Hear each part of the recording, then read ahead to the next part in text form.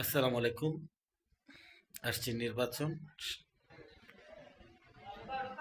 সারা দেশের মানুষ অধীর আগ্রহে অপেক্ষায় আছে, তারা তাদের ভোটের মাধ্যমে রাষ্ট্রে বিশাল একটা পরিবর্তন আনবেন, শাসন ব্যবস্থার পরিবর্তন আনবেন, সৎ ব্যক্তিকে নির্বাচিত করার অপেক্ষায় আছেন, সুশাসন কায়েমের জন্য অপেক্ষা আছেন। দীর্ঘ সময়ের বঞ্চনা, লাঞ্ছনা, শোষণ, ভোটারহীন রাষ্ট্রে তারা একবারে ধ্বংস হয়ে পড়েছিল। এই থেকে মুক্তির জন্য তৃণমূল থেকে সব সুশীল সমাজ সবাই আপনার তারা একটা স্বচ্ছ, একটা নিরপেক্ষ নির্বাচনের অপেক্ষা আছেন। আমি যে বিষয় বলতে চাচ্ছি সেটা হলো 2014 সাল থেকে এই 2024 সাল পর্যন্ত প্রায় সম্ভবত 9টা নির্বাচনের প্রিজাইডিং অফিসার ছিলাম। তো এই নির্বাচন চালাতে গিয়ে মানে নির্বাচনগুলো কেমন হয়েছে আপনার সবাই জেনেছেন বা দেখেছেন। অনেক সময় হুমকি শিকার হয়েছি, ধমকি শিকার হয়েছি, মেরে ফেলার হুমকিও এসেছিল, ভোট কেড়ে নেওয়ার চেষ্টা করা হয়েছে।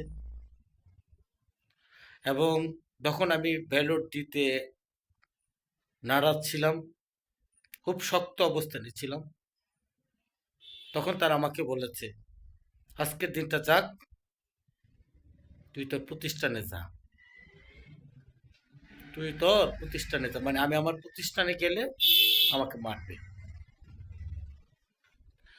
তো আমার অনুরোধ নির্বাচন কমিশনের কাছে, বর্তমান ইন্টারিম গভর্নমেন্টের কাছে এবং সমস্ত যারা নির্বাচন কার্যটা সম্পন্ন করবেন সবার কাছে আমার অনুরোধ, বিশেষ করে প্রিজাইডিং অফিসার যারা থাকবেন, তাদের তাদের কর্মস্থল যে এলাকাতে থাকে, ধরেন আমার কর্মস্থল বিজয়নগরে, আমাকে যেন প্রিজাইডিং অফিসারের দায়িত্ব বিজয়নগরে না দেওয়া হয়, আশেপাশে অন্য একটা উপজেলাতে পাঠানো হয়। এরকম প্রত্যেকটা প্রিজাইডিং অফিসারকে তারা প্রিজাইডিং অফিসারের দায়িত্ব পালন করবেন।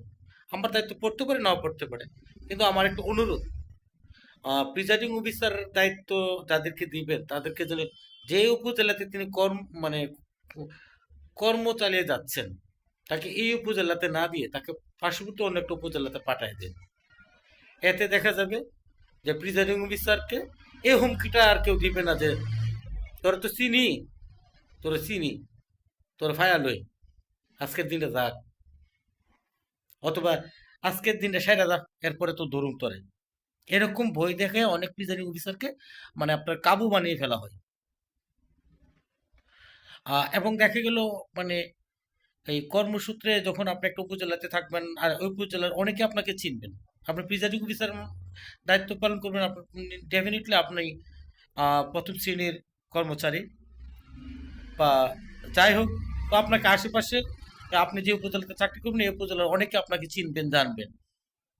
এখন আপনি দেখা গেল 2টা ইউনিয়ন দূরে বা একটা ইউনিয়ন দূরে গিয়ে আপনি নির্বাচন কাজ চালিয়ে আসছেন, ওরা ওরা বিভিন্নভাবে এই একটি উপজেলার সাথে লিঙ্ক।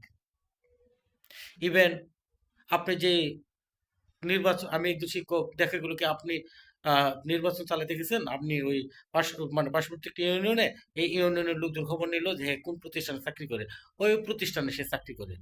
তাহলে দেখা যাবে যে ওই প্রতিষ্ঠানে গভর্নিং বডিতে যারা থাকেন ওনাদেরকে টাকায় নিয়ে আসবে যে আপনি এসে কি করেন, ওই ওরা বুঝান, এতে আমাদেরকে ব্যালট দিতে চাচ্ছে না বা এসে।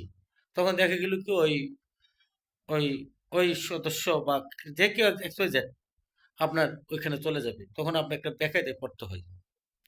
অতএব ইন্টারিম গভর্নমেন্টের কাছে আমার অনুরোধ, আমরা যে যে যাদেরকে আপনারা প্রিজাইডিং অফিসার বা সহকারী প্রিজাইডিং অফিসার হিসাবে মনোনীত করবেন, তাদেরকে যে উপজেলায় তার কর্ম চালিয়ে যাচ্ছেন বা তাদের কর্মস্থল, ওই উপজেলাটা বাদ দিয়া অন্য একটা উপজেলাতে দেন।